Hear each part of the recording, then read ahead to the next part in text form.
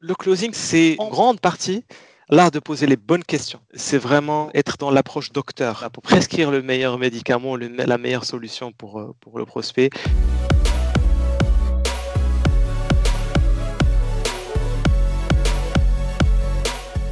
Bonjour Gassan et merci d'avoir accepté cette interview. Salut Raphaël, merci à toi. C'est particulièrement de la vente dont on va parler avec Gassan Saver aujourd'hui. On va beaucoup parler de closing, je pense. Est-ce que, avant de rentrer dans le vif du sujet, tu peux, pour notre audience, te présenter et présenter un petit peu ton activité, s'il te plaît, Gassan? Bien sûr. En fait, j'ai deux activités. Donc, je suis coach en closing, mais j'ai aussi un background justement dans le B2B en étant indépendant où j'ai une société de prestation dans tout ce qui est service en informatique dans le domaine bancaire. Est-ce que tu peux nous raconter un petit peu plus en détail, du coup, ton histoire, d'où tu es parti, qu'est-ce que tu as fait, qui t'a emmené à être, le closing avec double casquette dont tu parlais aujourd'hui? Quand j'ai décroché mon premier CDI, après un an, en fait, je me disais qu'il y a quelque chose quand même qui manquait. J'ai envie de lancer quelque chose, de me lancer vraiment dans l'entrepreneuriat. J'ai finalement fini par me focaliser sur le marketing digital pour les sociétés locales. Mais je ne savais pas conclure une vente supérieure à 1000 euros, 2000 euros, 3000 euros, ainsi de suite. Donc, c'est là où je me suis dit, tiens, je vais m'investir dans cette compétence du closing. Il faudrait que je maîtrise ça d'abord. Ça, c'était, on va dire, le dernier trimestre de 2018. Donc, j'ai suivi un programme, j'ai été certifié dans le closing et début 2019, là, j'ai commencé en tant que closer ou en tant que commercial haut de gamme pour des coachs dans l'entrepreneuriat francophone. Aujourd'hui, plus en détail, tu disais que tu avais une activité B2B, une activité B2C. On avait échangé, tu m'avais parlé aussi que tu avais une équipe de closers. Du coup, tu ne travaillais pas toujours toi directement en tant que closer, mais tu avais aussi une équipe avec qui tu travaillais. Est-ce que tu peux nous expliquer un peu comment ça se passe du coup? Bien sûr. Alors justement, en fait, j'ai des partenaires, c'est des closers. En fait, en rentrant dans ce monde de closing, je me suis connecté avec pas mal d'autres closers dans le marché, que ce soit francophone ou anglophone. Et du coup, aujourd'hui, j'ai accès à ces closers-là. Donc, quand je suis en contact avec des personnes, des agences marketing, des coachs ayant besoin de closers, donc voilà, je les mets en relation, mais en parallèle, si l'entreprise a besoin de quelqu'un qui va manager cette équipe de vente, la former en permanence pour vraiment multiplier, on va dire, le chiffre d'affaires ou le taux de conversion. Donc c'est une offre aussi qui rentre dans mon périmètre que j'offre aujourd'hui aux entrepreneurs qui sont plus avancés, qui ont envie de construire une équipe de vente et la former et la manager. Comme ça, ils se soucient plus en fait de la vente. Quelle différence, toi, tu fais particulièrement sur le domaine de la vente ou de la prospection entre du B2B et du B2C? Alors, par rapport en effet, donc il y a quelques différences quand même, voilà, entre la vente B2C et B2B. Mais pour moi, la grande différence, c'est vraiment l'accès au decision maker ou celui qui est le décideur, vraiment les décideurs. Donc, et ça, je l'ai rencontré personnellement quand je prospectais et je voulais vendre mes services à des sociétés. Donc, c'est vraiment, je parlais avec les directeurs ou même les fondateurs de la société. Là, on va dire, l'enjeu ici, c'est vraiment d'y accéder. Donc, il y a toujours je parle du B2B, il y a cette barrière du secrétariat, de l'assistant, etc. Donc, ce que j'ai trouvé personnellement comme façon de faire pour accéder justement directement aux decision makers, c'est éventuellement trouver, voilà, tout simple, que ce soit sur LinkedIn, vraiment tomber sur les bonnes personnes, effectuer une recherche au préalable. En revanche, dans le B2C, c'est plus accessible qu'à travers des réseaux sociaux, que ce soit Facebook, emailing, etc. C'est plus simple pour accéder directement à la personne qui prend des décisions. Et comme tu disais, le B2B, et ça je le rencontre aussi dans mon activité dans le conseil, et il y a en effet le processus d'achat, etc. Il y a parfois un département achat qui doit prendre une décision, il y a des validations. Donc oui, il y a quand même une différence là-dessus. Et il faudrait juste cerner vraiment comment accéder aux bonnes personnes et comment les aborder. Et si je peux rajouter une dernière différence que j'ai remarqué personnellement d'après mon expérience, c'est dans le B2C, le closing ou la vente, on va dire, elle est très ancrée émotionnelle. Tu vois, on peut parler de pas mal de choses personnelles parfois. Il n'y a aucun souci dans le coaching, etc. Ça peut se faire à un moment donné. Alors que dans le B2B, on est plus orienté résultat, on est plus orienté, on va droit au but en fait. Les décideurs, ils n'ont pas le temps pour parler d'autres choses à part le besoin X. Comment toi, t'appuies justement sur cette objection qui est quand même très récurrente, qui est de je verrai plus tard, et qui vient selon moi, hein, mais tu confirmeras, du fait que les gens ne se rendent pas forcément compte du prix à rester tel quel en fait. Ouais, tout à fait. Donc ça revient souvent, cette objection revient souvent que ce soit dans le B2B et B2C. Pour moi, la meilleure façon de vraiment gérer cette objection, pour moi, il y a une grande partie, si ce n'est pas 80%, du travail qui doit être effectué en amont. C'est-à-dire, durant le diagnostic, quand on va aborder le problème, quels sont vraiment les challenges, comment ça se passe, pourquoi aujourd'hui. En fait, ça dépend des questions qu'on a posées avant d'y arriver là, pour déceler vraiment le niveau d'urgence. Si le client ou le prospect n'a pas ce besoin, n'a pas cette peine ou cette douleur de résoudre le problème sur le tas maintenant, oui, cette objection, il y a de fortes chances qu'il sorte cette objection-là, où je vais réfléchir, c'est pas vraiment prioritaire pour lui. Donc, après avoir effectué ce genre de filtre ou de questions, on a moins de chances d'avoir cette objection-là.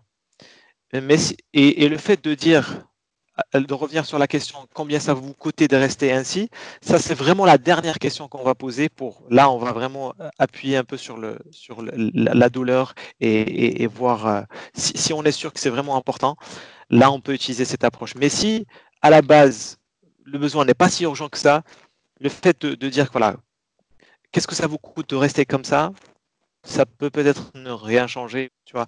Donc vraiment on va dire de la structurer, de la formuler, que le prospect ne ressente pas quand même cette pression de à la fin, il doit absolument donner une décision, mais quand même faire passer le message subtilement et avec finesse, je dirais. Comme c'est une décision importante pour le prospect, pour moi, ça devrait venir de lui. Donc ça veut dire qu'il ne faut pas vraiment être dans l'approche pushy, approche où je pousse vers le client, mais plutôt vers que le client vient vers moi. Et qu'il a l'impression, à travers mes questions, qu'il a l'impression c'est moi je fais des recommandations, mais après c'est lui qui décide. C'est lui le CEO, c'est lui le decision maker, c'est lui qui décide. Au contraire, en revanche, si je suis dans l'approche où je t'informe, où je te pousse vers quelque chose, vers une décision X, là ça passe moins. Et pour moi, voilà, je sais que dans le B2B surtout, on a affaire à un type de personnalité assez, je pense, après tu peux me dire le contraire, mais il y a un type de personnalité qui est assez dominant, CEO, celui qui n'a pas le temps, qui est orienté résultat, qui veut aller droit au but, euh, et qui a envie de garder le contrôle. Voilà. En tant que vendeur, je pense que tu sais autant que moi qu'il faut quand même plutôt aller dans les douleurs ou dans les rêves de la personne. Et donc, quel serait le juste milieu pour ne pas non plus s'enfoncer dans la partie analytique, réflexion sans fin, d'analyse pointue du process jusqu'à ce qu'au final, comme tu le sais souvent, quand on fait trop de process, on finit par jamais s'en sortir, quoi. La meilleure façon d'avoir cet équilibre, un juste milieu, c'est d'expliquer le process. Donc, voilà, tu as creusé les pains, tu as creusé les dreams, voilà, les rêves. Donc, tu sens qu'il est intéressé par ton offre, voilà, pour en savoir plus, pour aller quitter cette situation actuelle vers la situation désirée. Quand tu vas présenter ton offre, là, il faut être vraiment méthodique, donc sans rentrer trop dans l'info, mais tu le sais exprès, tu gardes parfois une marge pour qu'il pose la question. Ça veut dire que tu proposes ton blueprint, mais tu lui dis, est-ce que tu as des questions? Est-ce que ça répond un peu à ton besoin? Euh, il va commencer à poser des questions et c'est là où tu vas répondre à chaque fois à la fin, je dis à la fin vers l'offre, il ne faut pas hésiter à sortir ce qu'on appelle la case study ou l'étude de cas. Je dis, ah d'ailleurs, voilà, je travaillais avec quelqu'un qui est aussi un manager d'une société en informatique. Quand tu sors des choses comme ça qui sont tangibles, concrets, tu alimentes un peu ton offre, je pense que ça renforce cette confiance et cette décision par la suite. Je vois aussi dans le B2C qu'il y a des coachs qui sont en alimentation, en bien-être. Il y en a énormément en ce moment.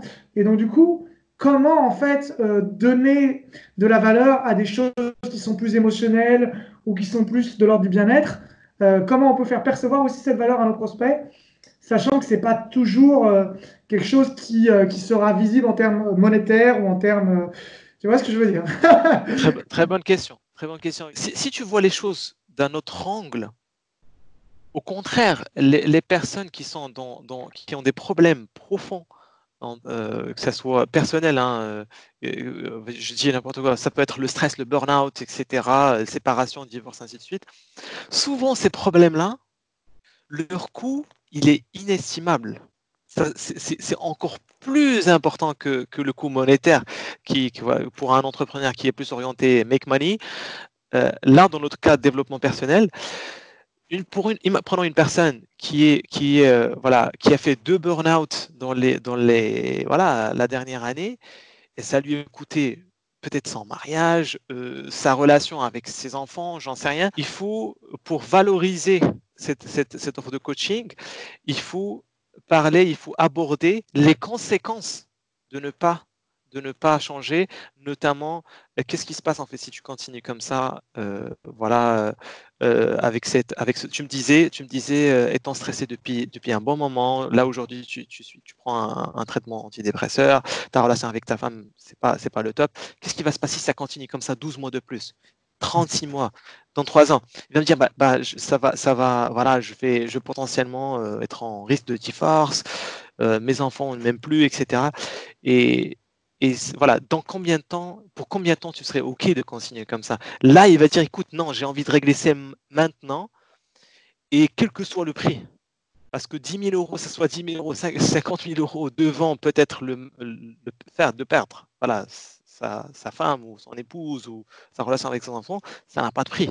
Mais tu le fais vraiment avec la bonne intention, voilà, parce que si la personne ne réalise pas qu'il a cette peine-là, à ce moment-là, le processus de décision, il ne sera pas, on va dire, si efficace ou si sur le tas, s'il ne réalise pas vraiment cette peine-là. Ouais, comme tu dis, des fois, la pain n'est pas assez importante. Et j'avais vraiment ce problème d'avoir des clients qui avaient des fois au tout début des pains très petites qui finalement pouvaient quasiment se débrouiller tout seuls en réalité. Et donc, du coup, j'ai eu ce problème de savoir comment identifier justement le prospect chaud ou celui qui est là juste pour essayer, on va dire, les gratteurs, par exemple, d'informations gratuites et ceux qui souffrent un petit peu mais qui clairement ne vont pas dépenser d'argent.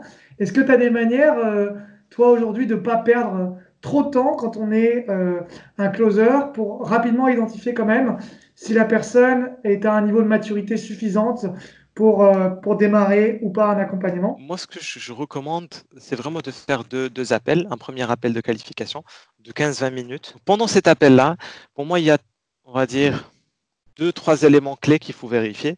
Donc, vraiment, la situation actuelle aujourd'hui, qu'est-ce qui se passe, là où il est, là où il veut aller, donc là, les résultats qu'il veut atteindre, et qu'est-ce qui l'empêche de réussir. Qu'est-ce qui l'empêche de réussir? Et la quatrième chose, pourquoi c'est important maintenant? Et est-ce qu'il est prêt à investir pour justement sortir de cette situation-là? Et si la réponse, tu ressens qu'il n'y a pas, du commitment, il n'y a pas de l'engagement, tu peux envoyer une ressource que tu as, je ne sais pas si tu as des vidéos gratuites ou des PDF, etc. Tu peux l'éduquer sur des choses comme ça.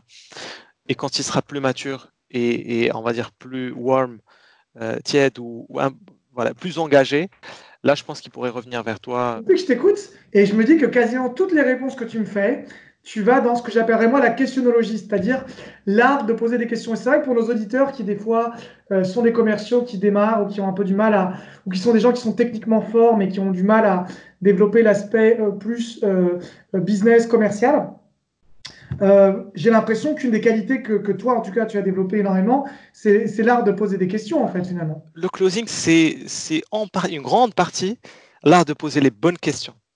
L'art de poser les bonnes questions qui vont l'idée, qui vont vraiment de prendre, on va dire, le prospect de cette position-là vers une autre position avec les questions qui vont le leader vers la prise de décision. À chaque fois, pendant cet appel, il y a des checkpoints où il se dit, ah ouais, j'ai pas évalué, j'ai pas vu les choses de cet angle-là.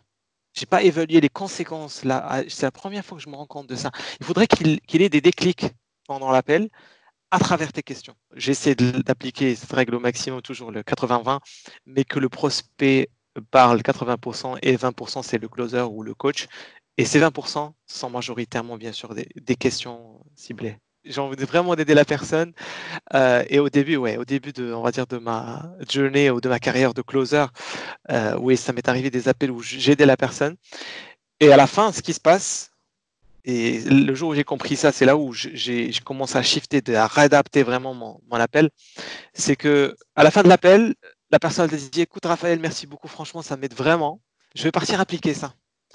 Le problème, c'est que ça, c'est vraiment une partie du puzzle. C'est vraiment une partie du puzzle et c'est pas grâce à une coaching d'une heure ou combien de temps que ça va, le problème sera être résolu. C'est un problème profond.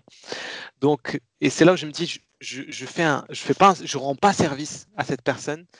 Donc voilà, c'est là où je commence à réadapter bien sûr ma méthodologie. Dans les processus B2B, on a quand même beaucoup d'intervenants et souvent, on a cette difficulté, en plus de effectivement identifier, comme tu as dit, le bon process de décision, le décisionnaire, etc., d'avoir notre discours qui est rapporté. C'est-à-dire que on discute avec le directeur des achats ou la directrice des formations. Ensuite, elle-même doit convaincre, par exemple, le directeur des achats ou le PDG de prendre la décision de la formation. Donc, je sais que ce que je lui dis, moi, avec toutes mes qualités de commercial, c'est un discours qui ensuite va être reporté à un autre décisionnaire ou à une autre partie du processus de décision. Donc, est-ce que, moi j'ai déjà expérimenté ça, que la personne était convaincue, mais n'arrivait pas à convaincre ensuite derrière. Elle-même. Alors ça on l'a pas en B2C, on l'a vraiment que en B2B. C'est un processus un petit peu plus difficile. On perd le contrôle parce que cette personne peut-être n'est pas forcément dans le closing, peut-être voilà qu'elle n'a pas des compétences commerciales. Est-ce qu'il y a un support que tu peux rajouter en plus? Est-ce qu'il y a une vidéo? Je ne sais pas si vraiment l'information que tu transmets peut changer quelque chose. À part vraiment le proposal ou la proposition. Pour moi, la meilleure façon de faire, c'est de faire un call groupé. De faire un call groupé avec les décisionnaires, de s'arranger. Et comme je disais au départ de cet appel, l'idéal, c'est d'avoir le contact direct avec le décisionnaire. Et ça pourrait passer par un apport de valeur, tu vois, que ce soit des lead magnets ou des audits ou des diagnostics offerts, des choses comme ça. Je pense que ça pourrait être valuable, que ça pourrait vraiment apporter de la valeur upfront directement. À partir du moment que tu n'as pas le décisionnaire en face, tu n'as pas vraiment le full control. Tu n'as pas le full control sur la décision finale, malheureusement. Est-ce qu'on pourrait terminer du coup cet appel par le fait que tu nous dises quelles sont les qualités d'un commercial selon toi ou d'un closer? Tu nous as parlé de l'art de poser des questions. Est-ce qu'il y a d'autres qualités qui te paraissent très importantes? Toi-même, tu travailles avec d'autres closers, donc comment tu sélectionnes et quelles sont les qualités primordiales d'un bon closer finalement? L'écoute. Il faut être vraiment à l'écoute. Il faut pas. C'est vraiment l'inverse de l'étiquette de vendeur qu'on a, le vendeur classique qui est là pour voilà, regardez mon dernier produit, etc. Qui vraiment qui prend la conversation au maximum pendant l'appel. Donc vraiment être à l'écoute plus que vraiment dans le discours, dans le fait de parler plus que le prospect. Et la deuxième chose, c'est vraiment de ne pas être attaché à la vente. Voilà. De ne pas être, même si tu vois, tu peux dire il y a des enjeux. Moi, je suis commercial, j'ai des objectifs à atteindre quand même. Tu vois, je suis d'accord avec toi, mais il faut pas être attaché à la vente dans le sens où on est là pour aider cette personne à prendre la meilleure décision pour elle. Si elle est qualifiée pour le programme, là, on va lui faire la proposition. Et la troisième qualité, qu'il soit vraiment intéressé qu'il soit convaincu, pardon, par l'offre. Il faut être vraiment aligné avec ce que je vends. Je sais que cette offre-là va vraiment aider la personne. Et là, je rajouterai une dernière qualité. Donc, vraiment être un leader et de ne pas hésiter à les challenger, comme l'exemple qu'on a vu tout à l'heure, où quelqu'un qui disait, oui, mais j'ai peur de ne pas vraiment m'investir moi-même. Voilà, il faut pas les laisser tomber dans ce mode-là, mais essayer de les challenger, de les dire, voilà, d'essayer de les bousculer un peu dans leurs croyances actuelles pour qu'ils passent à l'action.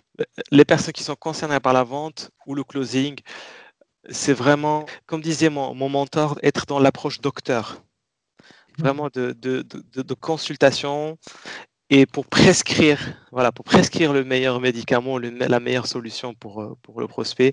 Donc ouais, c'est vraiment un vrai plaisir. Et puis on voit vraiment le côté, tu disais win-win, tu parles d'éthique, donc il y a vraiment ce côté aussi de gagnant-gagnant, d'éthique dans la vente, de ne pas forcer les choses. Comment on peut faire si on a envie de travailler avec toi ou d'en savoir plus sur ce que tu proposes? Alors, le moyen principal, c'est vraiment mon compte Facebook, donc Ghassan Saber, où je partage vraiment mes contenus, mes formations ou des contenus gratuits aussi. Donc, on peut me contacter sur Facebook ou sinon sur mon adresse email saber.rassan@gmail.com. Eh ben écoute, c'était un vrai plaisir. Et puis bah, si vous avez des questions, posez-les en dessous. Je mets la contribution Ghassan aussi du coup Avec plaisir. avec moi et puis on répondra à vos questions du coup. Voilà. Yes. Plus. Donc tu m'as aidé à changer ma relation et la perception avec l'argent. J'utilise en fait beaucoup ta méthodologie. J'ai appris énormément de choses sur comment avoir une bonne relation avec le client, comment savoir l'écouter, comment savoir reformuler pour qu'il se sente compris, comment vendre tout simplement, comment faire un entretien de vente. Comment clôturer une vente.